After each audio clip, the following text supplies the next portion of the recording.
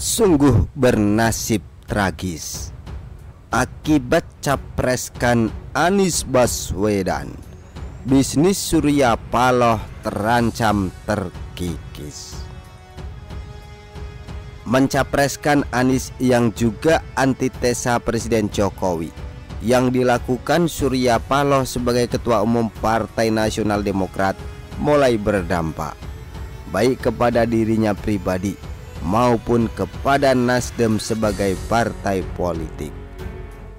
Sejak pencapresan tersebut bersama Partai Demokrat dan PKS yang membentuk koalisi perubahan, sudah banyak diduga orang merupakan suatu tindakan blunder oleh Surya Paloh yang pada saat itu masih sangat akrab dengan Presiden Jokowi. Entah apa yang menghinggapi pikiran Surya Paloh hingga sampai begitu berani mencapreskan Anies.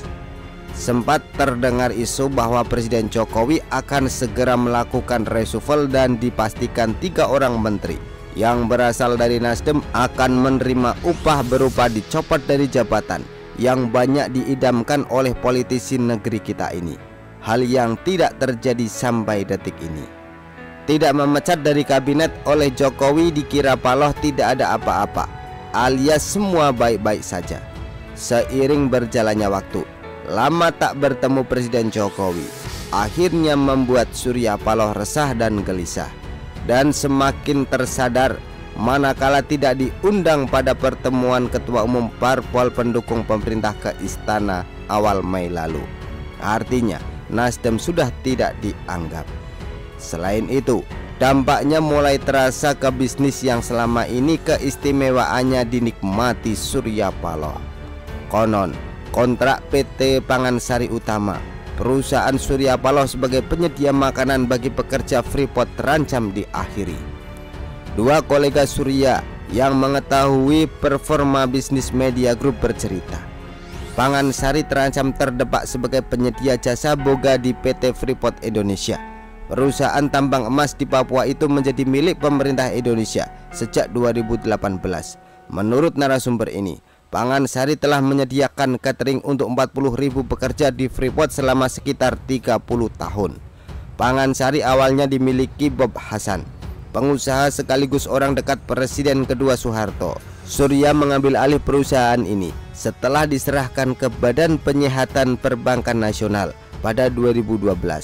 Nilai pengadaan makanan untuk puluhan ribu pekerja berkisar 500 juta US dollar per tahun. Kolega Surya bercerita, keuntungan dari bisnis tersebut mencapai ratusan miliar rupiah. Masih ada lagi, proses pencairan pinjamannya ke bank pemerintah juga ikut-ikutan terkendala. Bukan hanya usaha catering, bisnis properti Surya juga belakangan seret. PT Media Properti Indonesia yang terafiliasi dengan Media Group sedang membangun gedung kembar Indonesia 1, pencakar langit di Jalan MH Tamrin, Jakarta Pusat. Ini dibangun setinggi lebih dari 300 meter. Media Properti mengambil alih saham Indonesia 1 dari perusahaan asal negeri tirai bambu, Cina Sonangol Media Investment pada 2022. Menyelesaikan proyek mercusuar itu, Surya membutuhkan dana sebesar 8 triliun rupiah. Salah satu solusinya adalah mencari kredit dari bank-bank milik pemerintah. Namun bank pemerintah batal mengucurkan kredit untuk Media Properti akhir tahun lalu, sekitar 2 bulan setelah Nasdem mendeklarasikan Anies Baswedan. Alasannya, situasi ekonomi tak menentu karena pandemi COVID-19.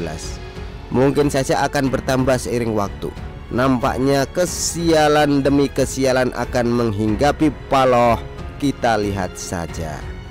Begitulah kura-kura. Artikel diambil dari siwa.com, ditulis oleh Topastu Ualu. Bagaimana menurut Anda?